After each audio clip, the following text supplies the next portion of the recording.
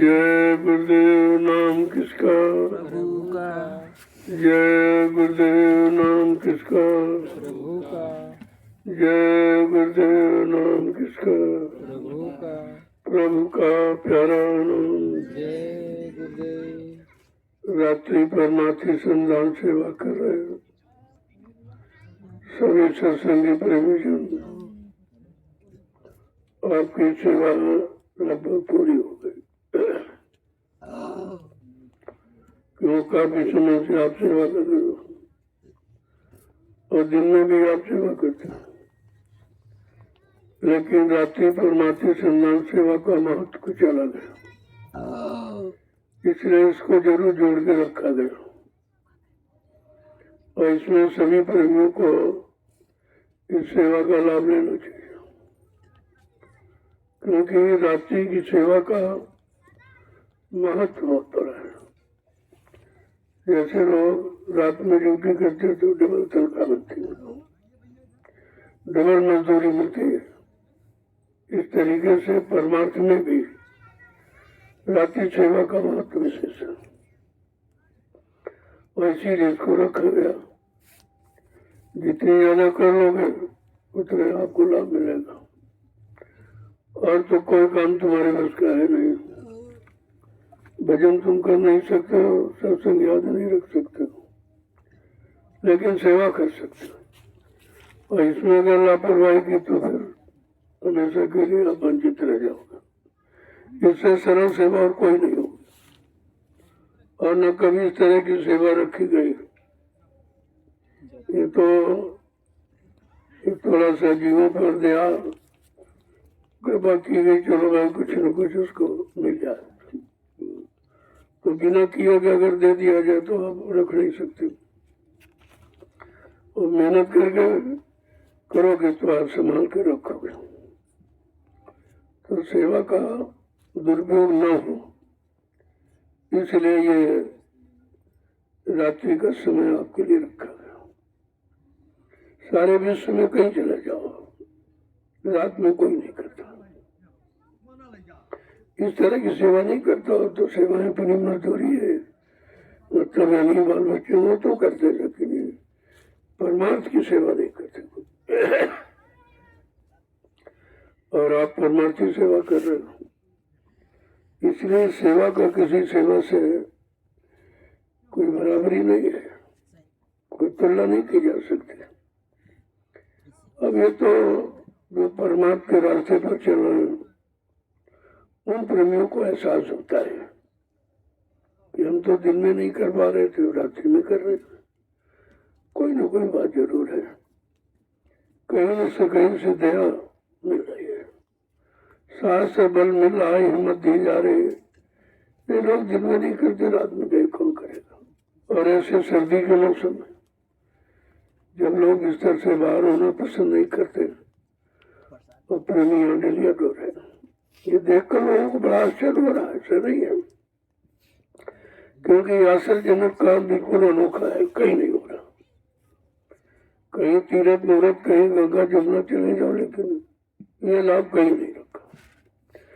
वहां तो कोई लाभ है नहीं, केवल लोगों की कोरी कल्पना है, वहां लाभ आप कुछ नहीं, क्योंकि वहां कोई लाभ देने वाला बैठा नहीं है, तो लाभ देगा को। अपनी इच्छा से गए, अपनी इच्छा से किया, अपनी इच्छा से चले आए, न किसी ने बुलाया, न किसी ने लगाया, और न किसी ने कुछ दिया। ये तो सब धोखे का है। इसी देखो को संतों ने खत्म करने की कोशिश की कि जीवों को धोखे में न रखा जाए, उनको उनकी सेवा की तत्काल मजदूरी दी जाए, और वो मजदूरी ऐसी जो कहीं कोई दे नहीं सकता। तो अब आपको तो समझना चाहिए कि कितना बड़ा काम आप कर रहे हैं इस कलयुग में, क्योंकि सारी सेवाएं मशीन कर रही है, आदमी कुछ करते नहीं। लेकिन यहाँ तो किस तरह से लोग कर रहे हैं, तो सब देख रहे हैं। ऐसा नहीं है सब देख रहे हैं, सब समझ रहे हैं, लेकिन मजबूर है कि कर नहीं सकते। कर तो कोई नहीं सकता, बिना दया के तो आप हिल नहीं सकते हो, करना तो बहुत दूर है। अब वो दया हिम्मत प्रकट दी गई तो आपको हिम्मत आ गई और आपके अंदर उत्साह हो गया कि नहीं नहीं भाई कुछ तो करना चाहिए, जब कुछ नहीं करेंगे तो मिलेगा कैसे।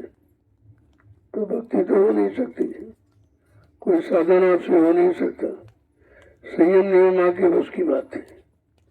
तो इन्हीं के बीच में छाट कर यह सेवा परमार्थी संधान की रखी गई। किसको तो जो करेगा वो करेगा तो इसका लाभ पाएगा, तो धीरे धीरे उस लाभ के बारे में जानकारी हो जाए कि हमको कैसे करना चाहिए। वैसे तो आपको मालूम नहीं है कि कौन सी सेवा करें जो परमार्थ बने। सेवा तो सभी करते, रात दिन करते, लेकिन परमार्थी सब उसमें लागू नहीं है।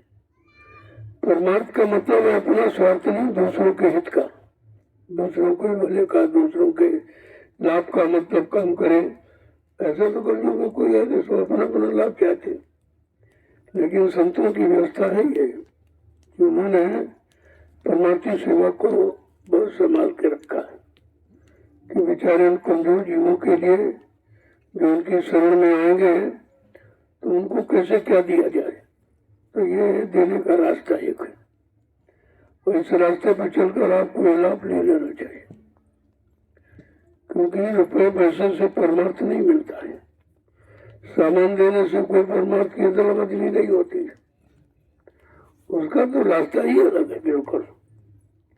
और आदेश संत महापुरुषों के द्वारा मिले तब परमार्थ की शुरुआत होगी, ऐसे नहीं। तो धीरे धीरे धीरे धीरे करते करते लोगों की समझ में आने लगा कि हमको ये सेवा जरूर करनी चाहिए, क्योंकि अन्य सेवाओं को तो रुपये पैसे में तो लाभ मिल सकता है, लेकिन किए गए कर्मों की अदायगी ये लाभ नहीं मिलेगा। ये लाभ केवल परमार्थी सेवा के द्वारा ही मिलता है। अब धीरे धीरे जब आप आने लगे हो, करने लगे हो, समझने लगे हो, तो धीरे आपको जानकारी हो गई, नहीं भाई करना चाहिए, कुछ न कुछ किया कर। ये तो सिद्धांत है कि बैठे रहने से, सोने से तो कोई काम बनेगा नहीं, काम बनेगा सेवा करने से। अब ये प्रश्न है भाई कौन सी सेवा की जाए तो कौन सा काम बने। तो कहा भाई अध्यात्म कैसे बनेगा, परमार्थ कैसे बनेगा, किए गए अनंत जन्मों के पाप के बोझों को कैसे अदा किया जाएगा। प्रश्न इस बात का खड़ा है आज, और ये युक्ति किसी के पास नहीं। कहीं चले जाओ, किसी से पूछो तो कहते ये क्या होता है, ये परमार्थ क्या होता है, ये सेवा का मतलब क्या होता है, क्योंकि उन्होंने कभी न देखी न पढ़ी है और न किसी ने उनको बताया है। ये तो रास्ता भी कलयुग में अभी अभी खुला है, बहुत पहले से नहीं, अभी हाल में जीवों को देखा गया भाई कोई काम इनके बस का नहीं है, तो फिर उनको दिया कैसे जाए, इन पर दया कैसे की जाए। भी बगैर किए तो देने का हिसाब कुछ है नहीं, जब कुछ करोगे तब मिलेगा, तो वो तुम्हारे हित का होगा। ऐसे दे दिया जाए तो उसमें को आप संभालेंगे नहीं रख पाओगे। तब ये रास्ता खोला गया, परमार्थी शब्द लागू किया गया, परमार्थ से जीवों को जोड़ा गया, परमार्थी जगह पर चलने की प्रेरणा दी गई। अब धीरे धीरे धीरे जब आने लगोगे, करने लगोगे तो समझ में सब आ जाएगा। वैसे तो नहीं समझ में आ रहा कुछ, लेकिन करने के बाद तुम्हें खुद महसूस होगा। तमाम लोग बीमारियां लेके आते हैं, उसे कहा जा रही भाई बीमारी ऐसे नहीं जाएगी, कुछ करो। तो कल क्या करो, मिट्टी डालो। पहले तो उसे शंका होती थी मिट्टी डाले, मिट्टी कौन सी दवा है। अब उनको तो मालूम नहीं कि दवा नहीं, दुआ है, दया है। दया और दुआ का भंडार है सेवा। अब धीरे धीरे जब वो करने लगे तो उनको शारीरिक लाभ हुआ। अब जैसे बहुत जबरदस्त लाभ पर कर्मों का बोझा, तो धीरे धीरे उतरे। एक बार की तो आप उतार ही नहीं सकते, एक बार की उतारते तुम टूट जाओगे, भाग जाओगे। तो जितनी शक्ति सामर्थ्य तुम्हारे में है उससे कम सेवा आपको दी जाती, ताकि आप सेवा में लगे रहे और करते रहे, उसका लाभ आपको मिलता है। अब ये समय धीरे आपके सामने खड़ा कर दिया गया। बड़ा लोग ताजुब करते हैं, असंभव सा उनको मालूम दे रहा है, लेकिन संत दरबार में असंभव शब्द बना ही नहीं। असंभव को संभव करने वाले ये संतों की निजी महिमा है, इसकी न कोई नकल कर सकता है और न कोई इसकी कोई बराबरी कर सकता, दोनों चीजें। तो आज ये आपको समय मिला, उसका आप लोग लाभ ले रहे हैं। दुनिया के लोग देखते रह जाएंगे, समझ कुछ नहीं पाएंगे, न समझ पाएंगे, न ले पाएंगे, तुमसे छीन पाएंगे। और अगर पैसा लिए तो छीनेंगे, सामान लिए तो भी आपका छीनेंगे। लेकिन ये ऐसी सेवा है, इसको कोई छीन ही नहीं सकता। न चोर चुरा सकता है, न भाई बंटवा सकता है, और न कोई छीन सकता है। वो तुम्हारे खाते में रहेगी और तुम उसको दे भी नहीं सकते, देना चाहो किसी को, क्योंकि उसका लेने लेने का रास्ता स्वयं करने का है। तो स्वयं करोगे तो मिलेगा। जय गुरुदेव, जय गुरुदेव। और दुनिया के लोगों की दृष्टि तुम्हारी तरफ है। तुम उनको रात्रि में नहीं देख रहे, लेकिन वो तुमको तुम्हारी सेवा को देख रहे। और बड़ा आश्चर्य करने में कैसे लोग हैं ये, इनके अंदर ये भाव कैसे बना है, भक्ति कैसे आई, ये विचार कैसे मजबूत हो, सब सोच रहे हैं घर में बैठे। ऐसा नहीं कि नहीं सोचते, लेकिन अब उन पर उनको विश्वास नहीं हो पा रहा। और विश्वास बगैर किए होता नहीं है। जब करोगे तो करने का विश्वास होगा आपको, और करना कोई चाहता नहीं है। तो इसलिए बेचारे सेवा को देखते हुए भी लाभ नहीं ले पा रहे, क्योंकि लाभ देखने से नहीं, करने से मिलेगा। जो घर बार परिवार छोड़कर निकला, तो ये तो बहुत बड़ी तपस्या।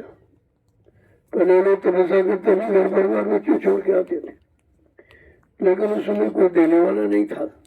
तो किसी ने आदेश थोड़ी को दिया, जाओ तपस्या करो जंगल में, या घर बार छोड़ के जाओ, बच्चों छोड़ के चले जाओ। मतलब ये किसी ने आदेश ऐसा नहीं दिया था।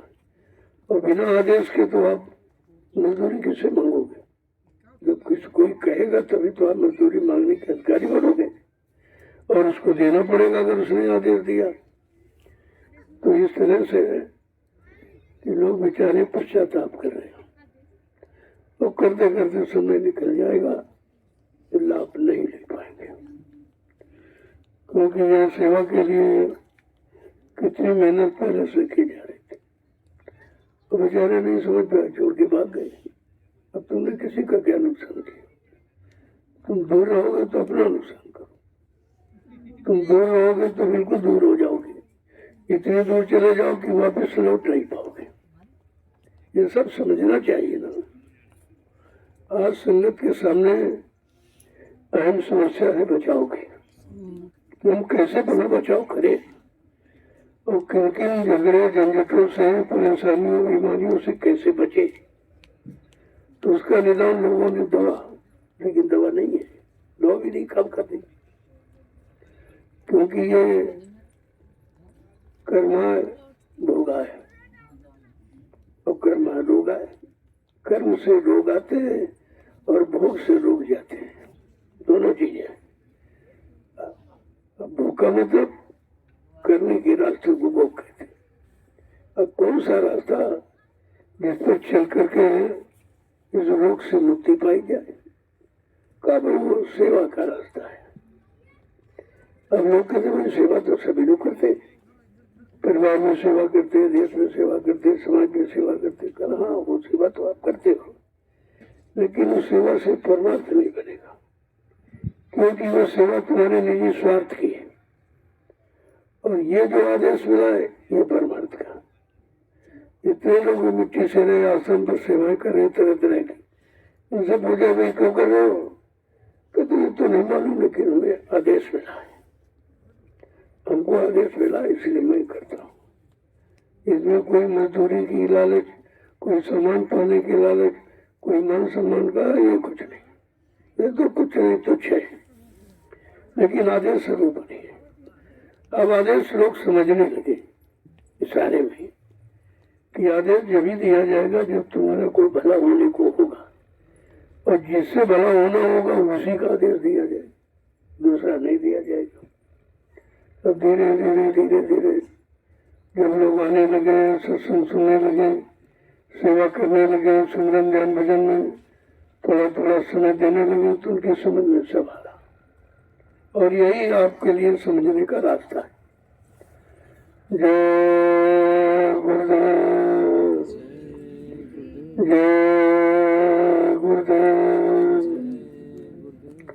जय गुरुदेव, जय गुरुदेव नाम किसका, जय गुरुदेव नाम किसका, प्रभु का प्यारा नाम, प्रभु जोर से बोलो, जय गुरुदेव, सब मिल बोलो, जय गुरुदेव, बोलना होगा, जय गुरुदेव, अभी से बोलो, जय गुरुदेव, दुख दर्द हरेंगे, जय गुरुदेव, सब कष्ट मिटेंगे, जय गुरुदेव, सुख शांति भी देंगे, जय गुरुदेव, सबके दाता, जय गुरुदेव, सबके मालिक, जय गुरुदेव, प्रेम से बोलो, जय गुरुदेव। ये नाम नहीं इंसान का, यह नाम है प्रभु का, ये काम नहीं इंसान का। यह काम है प्रभु का।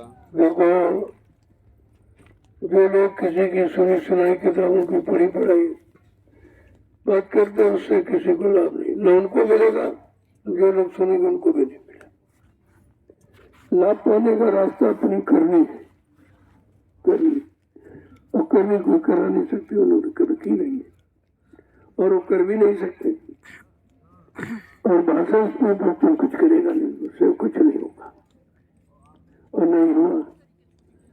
आज 70-72 साल की आजादी में जितने जिम्मेदार सबने भाषण दिया, काम कुछ नहीं। जितने भेददारी गाड़ी बार रखने वाले महात्मा प्रवचन तो किया, लेकिन काम कुछ नहीं किया। न उसे धर्म का काम हुआ, न उसे राज्य का काम हुआ, और दोनों में से वंचित लोग रहेंगे।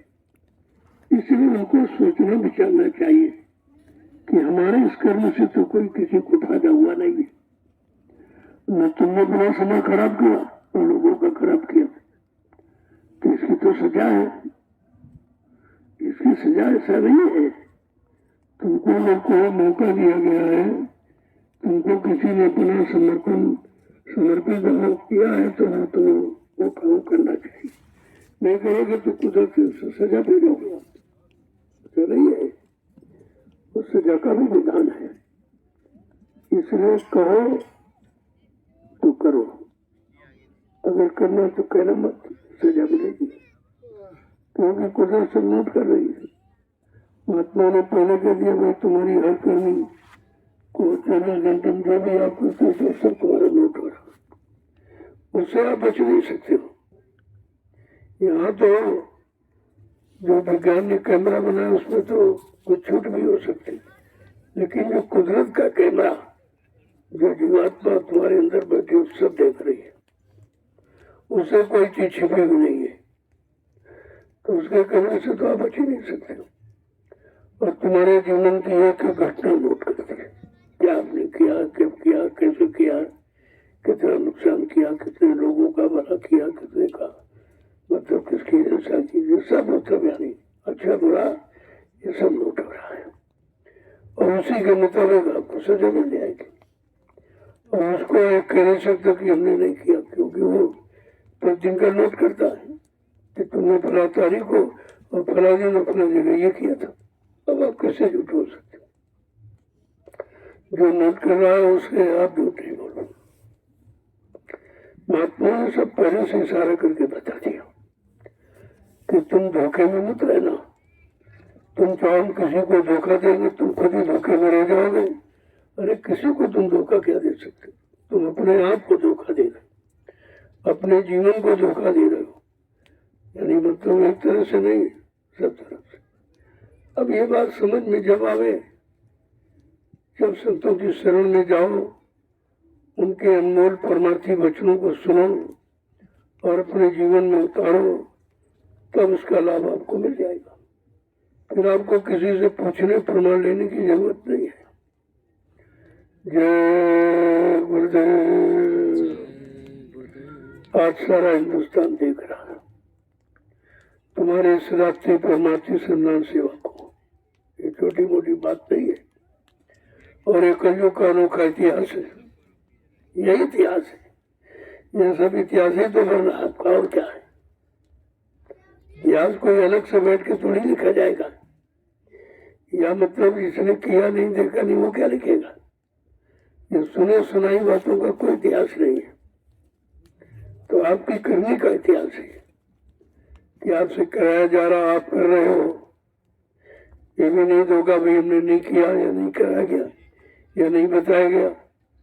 अब जो करेगा सो पाएगा।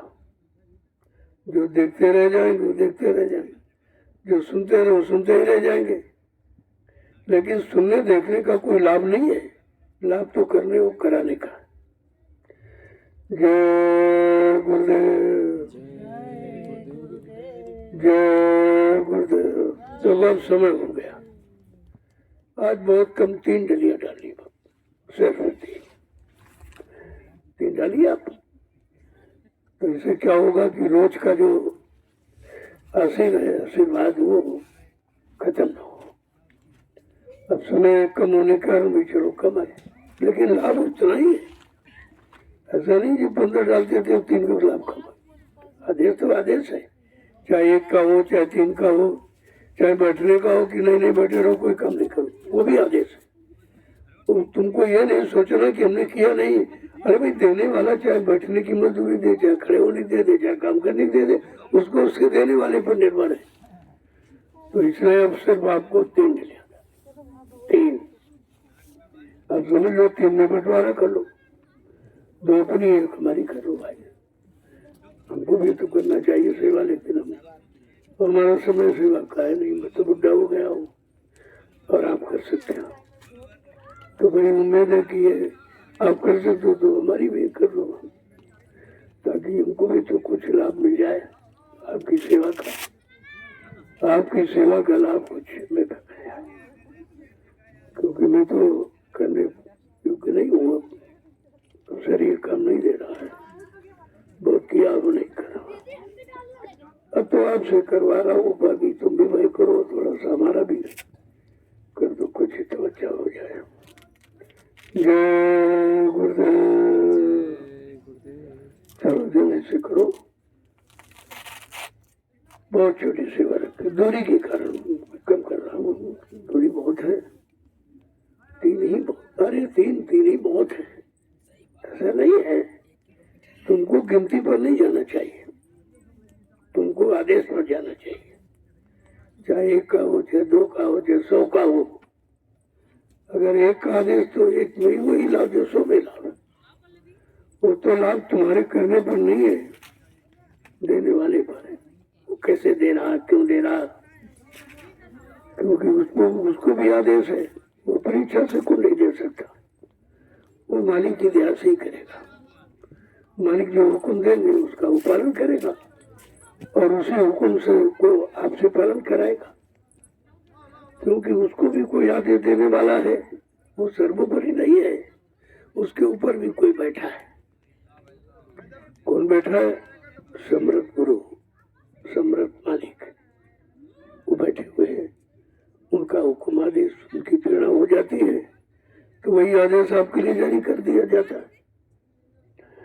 जय गुरुदेव। थोड़ा जल्दी पूरा करो। इसके बाद आज का परिश्रम, आज की मेहनत का पारितोषिक, वो जो महाप्रसाद, उसको जरूर ले लें। यही तो काम की चीज है, और ये कहीं नहीं देगा कोई भी। कहीं तुम चले, अभी देखो इतना भारी कुंभ लगा, लेकिन वहाँ प्रसाद कोई नहीं दे रहा। प्रसाद वहाँ कुछ नहीं मिलेगा, कोई आई नहीं। प्रसाद कौन बना देगा? प्रसाद बनाने की शक्ति सामर्थ्य किसी में नहीं है।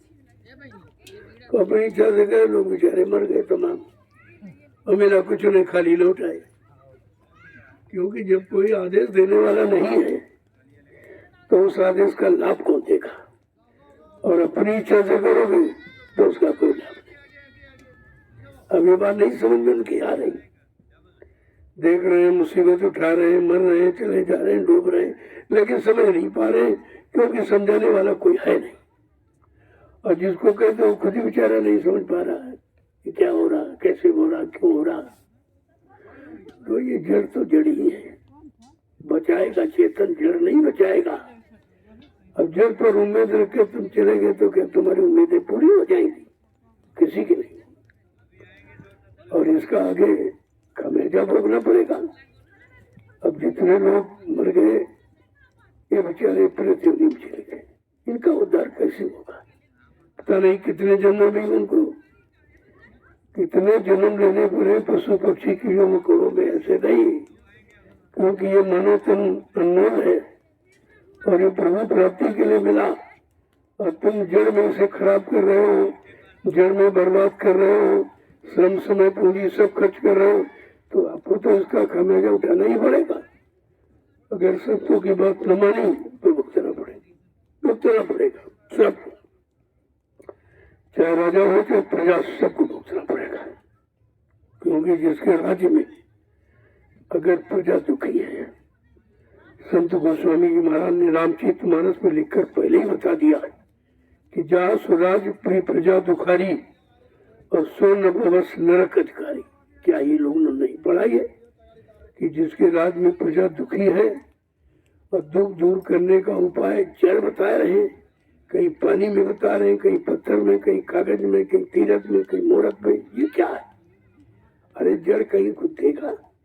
चेतन यानी जड़ माने मुर्दा, मुर्दा कुछ नहीं दे सकता, जब देगा तो चेतन जिंदा देगा।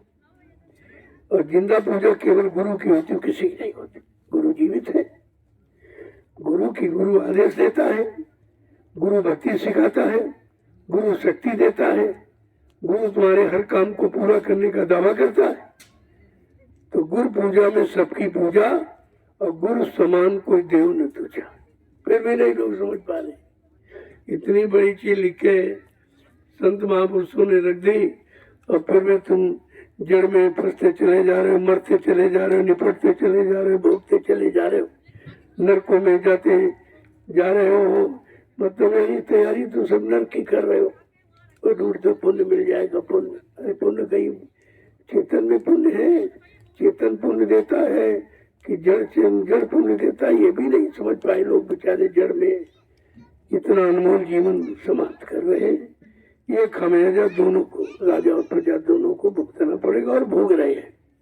भोग रहे, ऐसा नहीं भोगेंगे नहीं, भोगना पड़ेगा। जिसके राज्य में कर प्रजा दुखी हो, राजा नरक में जाता है, यह संतों का कथन है। और रामचरित मानस बराबर इशारा करके बता रही है। जय गुरुदेव, जय गुरुदेव। अब ये जल्दी आप पूरा करो, समय हो गया, तो आपके भोजन का भी समय है, मैंने बहुत कम समय रख दिया।